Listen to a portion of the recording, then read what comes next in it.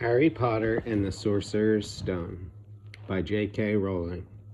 Chapter 1. The Boy Who Lived.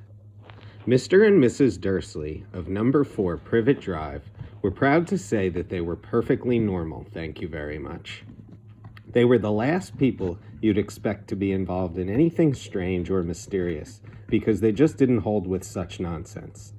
Mr. Dursley was the director of a firm called Grunnings, which made drills. He was a big, beefy man with hardly any neck, although he did have a very large mustache. Mr. Dursley was thin and blond and had nearly twice the usual amount of neck, which came in very useful as she spent so much of her time craning over her garden fences, spying on the neighbors. The Dursleys had a small son called Dudley. In their opinion, there was no finer boy anywhere. The Dursleys had everything they wanted, but they also had a secret, and their greatest fear was that somebody would discover it. They didn't think they could bear it if anyone found out about the Potters. Mrs. Potter was Mrs. Dursley's sister, but they hadn't met for several years. In fact, Mrs. Dursley pretended she didn't have a sister, because her sister and her good-for-nothing husband were as un-Dursleyish as it was possible to be. The Dursleys shuddered to think what the neighbors would say if the Potters arrived in the street. The Dursleys knew that the Potters had a small son too, but they had never seen him. The boy was another good reason for keeping the Potters away. They didn't want Dudley mixing with a child like that. When Mr. and Mrs. Dursley woke up on the dull gray Tuesday our story starts, there was nothing about the cloudy sky outside to suggest that strange and mysterious things would soon be happening all over the country. Mr. Dursley hummed as he picked out his most boring tie for work, and Mrs. Dursley gossiped away happily as she wrestled a screaming Dudley into his high chair. None of them noticed a large tawny owl flutter past the window. At 8:30, Mr. Dursley picked up his briefcase, pecked Mrs. Dursley on the cheek, and tried to kiss Dudley goodbye, but missed, because Dudley was now having a tantrum and throwing his cereal at the walls. "Little tyke," chortled Mr. Dursley. As he left the house, he got into his car and backed out of number 4's drive. It was on the corner of the street that he noticed the first sign of something peculiar: a cat reading a map. For a second, Mr. Dursley didn't realize what he had seen. Then he jerked his head around to look again. There was a tabby cat standing on the corner of Privet Drive, but there wasn't a map in sight. What could he have been thinking of? It must have been a trick of the light. Mr. Dursley blinked and stared at the cat. It stared back. As Mr. Dursley drove around the corner and up the road, he watched the cat in his mirror. It was now reading the sign that said Privet Drive. No, looking at the sign. Cats couldn't read maps or signs. Mr. Dursley gave himself a little shake and put the cat out of his mind. As he drove towards the town, he thought of nothing except a large order of drills he was hoping to get that day. But on the edge of town, drills were driven out of his mind by something else. As he sat in the usual morning traffic jam, he couldn't help noticing that there seemed to be a lot of strangely dressed people about. People in cloaks. Mr. Dursley couldn't bear people who dressed in funny clothes, the get-ups you saw on young people. He supposed this was some stupid new fashion. He drummed his fingers on the steering wheel, and his eyes fell on the huddle of these weirdos standing quite close by. They were whispering excitedly together. Mr. Dursley was enraged to see that a couple of them weren't young at all. Why, that man had to be older than he was, and was wearing an emerald green cloak. The nerve of him. But then it struck Mr. Dursley that this was probably some silly stunt.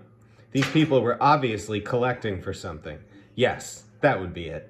The traffic moved on, and a few minutes later, Mr. Dursley arrived in the Grunnings car park, his mind back on the drills. Mr. Dursley always sat with his back to the window in his office on the 9th floor.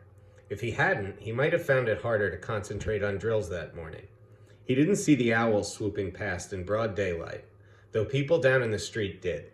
They pointed and gazed open-mouthed as owl after owl sped overhead. Most of them had never seen an owl, even at nighttime. Mr. Dursley, however, had a perfectly normal owl-free morning. He yelled at 5 different people. He made several important telephone calls and shouted a bit more. He was in a very good mood until lunchtime, when he thought he'd stretch his legs and walk across the road to buy himself a bun from the baker's opposite. He'd forgotten all about the people in cloaks until he passed a group of them next to the baker's. He eyed them angrily as he passed.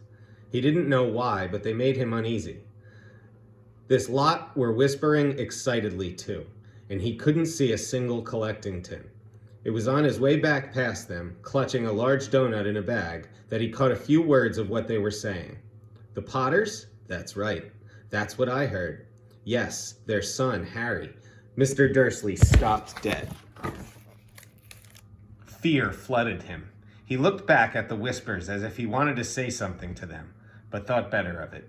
He dashed back across the road, hurried up to his office, snapped at his secretary not to disturb him, seized his telephone, and had almost finished dialing his home number when he changed his mind. He put the receiver back down and stroked his mustache, thinking, no, he was being stupid. Potter wasn't such an unusual name. He was sure there were lots of people called Potter who had a son called Harry. Come to think of it, he wasn't even sure his nephew was called Harry. He'd never even seen the boy. It might have been Harvey or Harold. There was no point in worrying Mrs. Dursley. She always got so upset at any mention of her sister. He didn't blame her. If he'd had a sister like that, but all the same, those people in cloaks. He found it a lot harder to concentrate on drills that afternoon. And when he left the building at 5 o'clock, he was still so worried that he walked straight into someone else just outside the door. Sorry, he grunted, as the tiny old man stumbled and almost fell. It was a few seconds before Mr. Dursley realized that the man was wearing a violet cloak. He didn't seem at all upset at being almost knocked to the ground. On the contrary, his face split into a wide smile, and he said in a squeaky voice that made passers-by stare, "Don't be sorry, my dear sir, for nothing could upset me today. Rejoice, for you know who has gone at last. Even muggles like yourself should be celebrating this happy, happy day." And the old man hugged Mr. Dursley around the middle and walked off. Mr. Dursley stood rooted to the spot. He had been hugged by a complete stranger. He also thought he had been called a muggle, whatever that was. He was rattled. He hurried to his car and set off home, hoping he was imagining things, which he had never hoped before, because he didn't approve of imagination. As he pulled into the driveway of number 4, the first thing he saw, and it didn't improve his mood, was the tabby cat he'd spotted that morning. It was now sitting on his garden wall. He was sure it was the same one. It had the same markings around its eyes. "Shoo," said Mr. Dursley loudly. The cat didn't move. It just gave him a stern look. Was this normal cat behavior, Mr. Dursley wondered? Trying to pull himself together, he let himself into the house. He was still determined not to mention anything to his wife. Mrs. Dursley had a nice, normal day. She told him over dinner all about next door's problems with her daughter and how Dudley had learned a new word, shan't. Mr. Dursley tried to act normally. When Dudley had been put to bed, he went into the living room in time to catch the last report on the evening news. And finally, bird watchers everywhere have reported that the nation's owls have been behaving very unusually today. Although owls normally hunt at night and are hardly ever seen in daylight, there have been hundreds of sightings of these birds flying in every direction since sunrise. Experts are unable to explain why the owls have suddenly changed their sleeping pattern. The newsreader allowed himself a grin. Most mysterious. And now over to Jim McGuffin with the weather. Going to be any more showers of owls tonight, Jim? Well, Ted, said the weatherman, I don't know about that. But it's not only the owls that have been acting oddly today. Viewers as far apart as Kent, Yorkshire, and Dundee have been phoning in to tell me that instead of the rain I promised yesterday, they've had a downpour of shooting stars. Perhaps people have been celebrating bonfire night early. It's not until next week, folks, but I can promise a wet night tonight. Mr. Dursley sat frozen in his armchair. Shooting stars all over Britain, owls flying by daylight, mysterious people in cloaks all over the place, and a whisper about the Potters? Mrs. Dursley came into the living room carrying 2 cups of tea. It was no good. He'd have to say something to her. He cleared his throat nervously. Petunia, dear? You haven't heard from your sister lately, have you?" As he had expected, Mrs. Dursley looked shocked and angry. After all, they normally pretended she didn't have a sister. "No," she said sharply. "Why?" "Funny stuff on the news," Mr. Dursley mumbled. "Owls, shooting stars, and there were a lot of funny-looking people in town today." "So?" snapped Mrs. Dursley. "Well, I just thought maybe it was something to do with, her lot." Mrs. Dursley sipped her tea through her pursed lips. Mr. Dursley wondered whether he dared tell her he'd heard the name Potter. He decided he didn't care. Instead, he said, as casually as he could, "Their son? He'd be about Dudley's age now, wouldn't he?" "I suppose so," said Mrs. Dursley stiffly. "What's his name again? Howard, isn't it?" "Harry.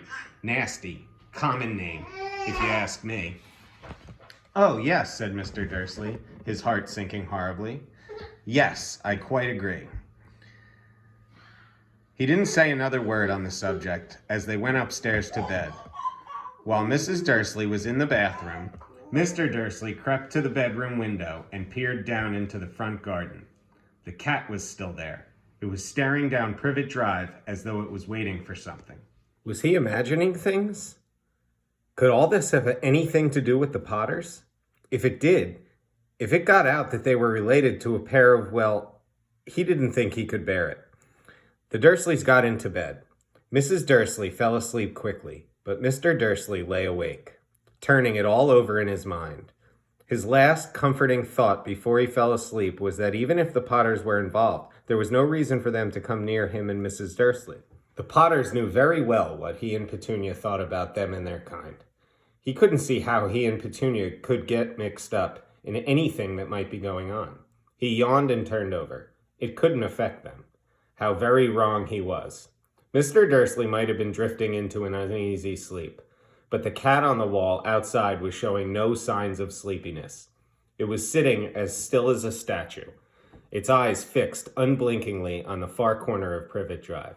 It didn't so much as quiver when a car door slammed in the next street, nor when two owls swooped overhead. In fact, it was nearly midnight before the cat moved at all. A man appeared on the corner the cat had been watching, appeared so suddenly and silently you'd have thought he'd just popped out of the ground. The cat's tail twitched and its eyes narrowed. Nothing like this man had ever been seen in Privet Drive. He was tall, thin, and very old, judging by the silver of his hair and beard, which were both long enough to tuck into his belt. He was wearing long robes, a purple cloak which swept to the ground, and high-heeled, buckled boots. His blue eyes were light, bright, and sparkling behind half-moon spectacles, and his nose was very long and crooked, as though it had been broken at least twice. This man's name was Albus Dumbledore. Albus Dumbledore didn't seem to realize that he had just arrived in a street where everything from his name to his boots was unwelcome. He was busy rummaging in his cloak, looking for something, but he did seem to realize he was being watched, because he looked up suddenly at the cat, which was still staring at him from the other end of the street. For some reason, the sight of the cat seemed to amuse him. He chuckled and muttered, "I should have known." He had found what he was looking for in his inside pocket. It seemed to be a silver cigarette lighter. He flicked it open, held it up in the air, and clicked it. The nearest street light went out with a little pop. He clicked it again. The next lamp flickered into darkness. 12 times he clicked the put-outer, until the only lights left in the whole street were two tiny pinpricks in the distance, which were the eyes of the cat watching him. If anyone looked out their window now, even beady-eyed Mrs. Dursley, they wouldn't be able to see anything that was happening down on the pavement. Dumbledore slipped the put-outer back inside his cloak and set off down the street towards number 4, where he sat down on the wall next to the cat. He didn't look at it, but after a moment he spoke to it. "Fancy seeing you here, Professor McGonagall." He turned to smile at the tabby, but it had gone. Instead, he was smiling at a rather severe-looking woman who was wearing square glasses exactly the shape of markings the cat had around its eyes. She, too, was wearing a cloak, an emerald one. Her black hair was drawn into a tight bun. She looked distinctly ruffled. "How did you know it was me?" she asked. "My dear professor, I've never seen a cat sit so stiffly." "You'd be stiff if you'd been sitting on a brick wall all day," said Professor McGonagall. "All day? When you could have been celebrating? I must have passed a dozen feasts and parties on my way here." Professor McGonagall sniffed angrily. "Oh yes, everyone's celebrating all right," she said impatiently. "You'd think they'd be a bit more careful, but no, even the Muggles have noticed something's going on. It was on their news." She jerked her head back at the Dursleys' dark living room window. "I heard it. Flocks of owls, shooting stars. Well, they're not completely stupid. They were bound to notice something. Shooting stars down in Kent, I'll bet that was Daedalus Diggle. He never had much sense." "You can't blame them," said Dumbledore gently. "We've had precious little to celebrate for 11 years. "I know that," said Professor McGonagall irritably. "But that's no reason to lose our heads. People are being downright careless, out on the streets in broad daylight, not even dressed in Muggle clothes." She threw a sharp sideways glance at Dumbledore here, as though hoping he was going to tell her something. But he didn't, so she went on. "A fine thing it would be if, on the very day you-know-who seems to have disappeared at last, the Muggles found out about us all. I suppose he really has gone, Dumbledore." "It certainly seems so," said Dumbledore. "We have much to be thankful for. Would you care for a sherbet lemon?" "A what?" "A sherbet lemon. They're kind of Muggle sweet I'm rather fond of." "No, thank you," said Professor McGonagall coldly, as though she didn't think this was a moment for sherbet lemons. "As I say, even if you-know-who has gone. My dear Professor, surely a sensible person like yourself can call him by his name." "All this you-know-who nonsense, for 11 years I have been trying to persuade people to call him by his proper name. Voldemort." Professor McGonagall flinched, but Dumbledore, who was unsticking 2 sherbet lemons, seemed not to notice. "It all gets so confusing if we keep saying you-know-who. I have never seen any reason to be frightened of saying Voldemort's name." "I know you haven't," said Professor McGonagall, sounding half exasperated, half admiring. "But you're different. Everyone knows you're the only one you-know-who, all right, Voldemort, was frightened of." "You flatter me," said Dumbledore calmly. "Voldemort had powers I will never have, only because you're too, noble to use them. It's lucky it's dark. I haven't blushed so much since Madame Pomfrey told me she liked my new earmuffs." Professor McGonagall shot a sharp look at Dumbledore and said, "The owls are nothing to the rumors that are flying around. You know what everyone's saying? About why he's disappeared? About what finally stopped him?" Professor McGonagall had reached the point she was most anxious to discuss. The real reason she had been waiting on a cold, hard wall all day, for neither as a cat nor as a woman had she fixed Dumbledore with such a piercing stare as she did now. It was plain that whatever everyone was saying, she was not going to believe it until Dumbledore told her it was true. Dumbledore, however, was choosing another sherbet lemon and did not answer. "What they're saying," she pressed on, "is that last night Voldemort turned up in Godric's Hollow. He went to find the Potters. The rumor is that Lily and James Potter that they're dead." Dumbledore bowed his head. Professor McGonagall gasped. "Lily and James? I can't believe it. I don't want to believe it. Oh, Albus!" Dumbledore reached out and patted her on the shoulder. I know, he said heavily. Professor McGonagall's voice trembled as she went on. "That's not all. They're saying he tried to kill the Potter's son, Harry. But he couldn't. He couldn't kill that little boy. No one knows why or how, but they're saying that when he couldn't kill Harry Potter, Voldemort's power somehow broke, and that's why he's gone." Dumbledore nodded glumly. It's true," faltered Professor McGonagall. "After all he's done, all the people he's killed, he couldn't kill a little boy? It's just astounding. Of all the things to stop him. But how in the name of heaven did Harry survive?"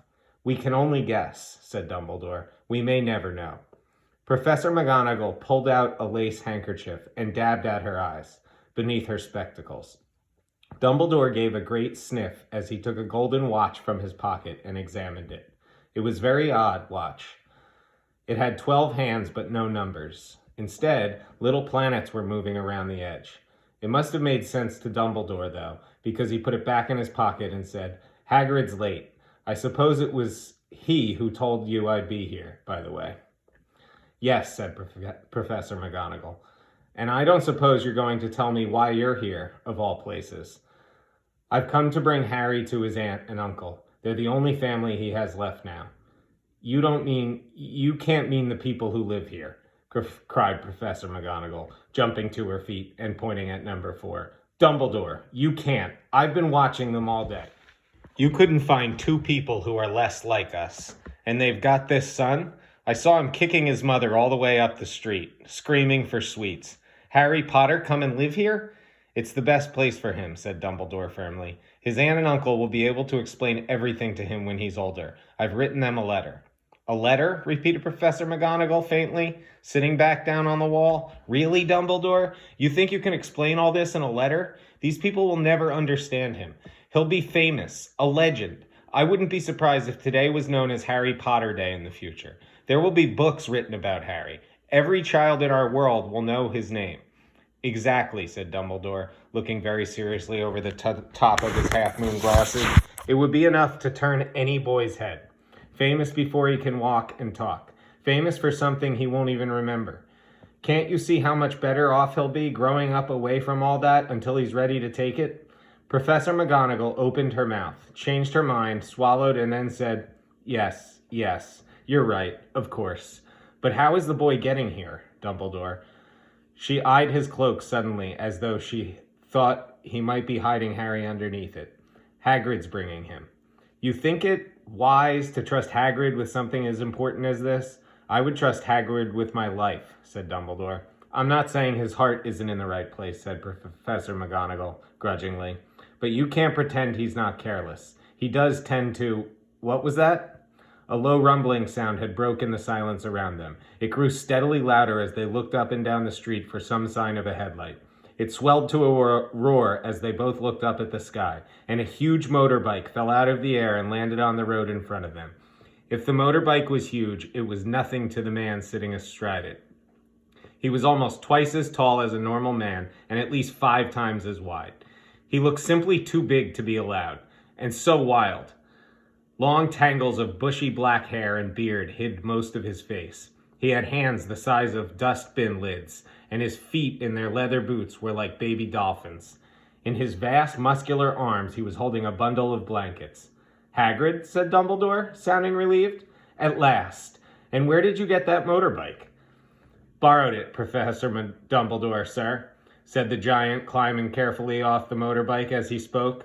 "Young Sirius Black lent it to me. I've got him, sir. No problems, were there?" "No, sir.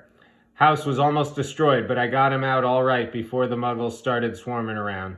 He fell asleep as he was flying over Bristol." Dumbledore and Professor McGonagall bent forward over the bundle of blankets. Inside, just visible, was a baby boy, fast asleep.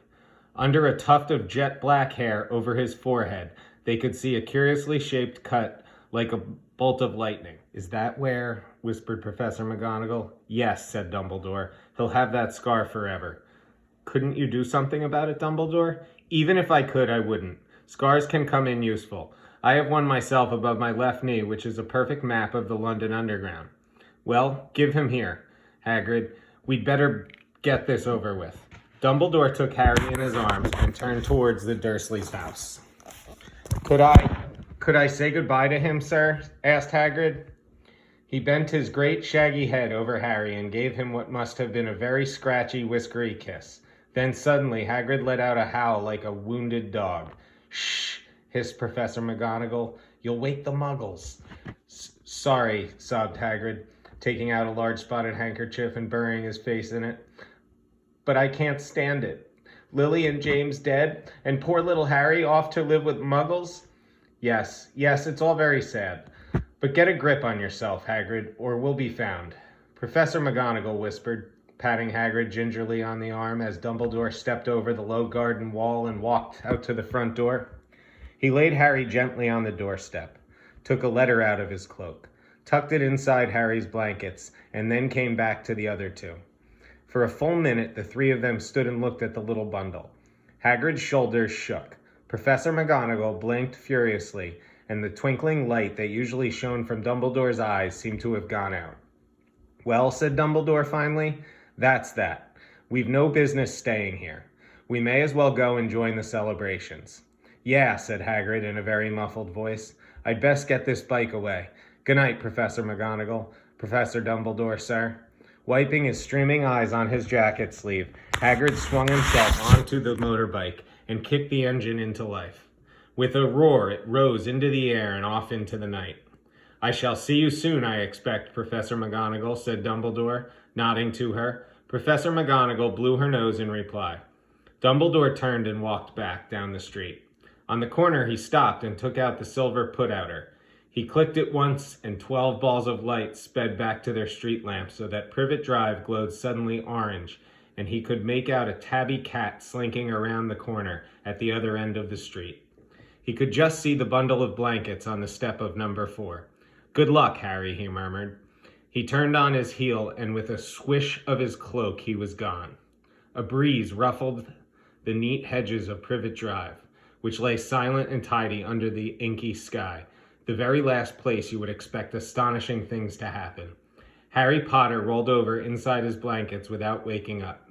One small hand closed on the letter beside him, and he slept on, not knowing he was special, not knowing he was famous, not knowing he would be woken in a few hours' time by Mrs. Dursley's scream as she opened the front door to put out the milk bottles, nor that he would spend the next few weeks being prodded and pinched by his cousin Dudley.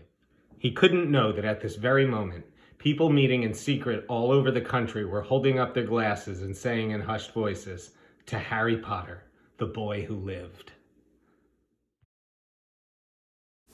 Now that we've finished reading Chapter 1, here are a few questions that I would like you to think about to help you recall some of the characters and events that happened during the reading today.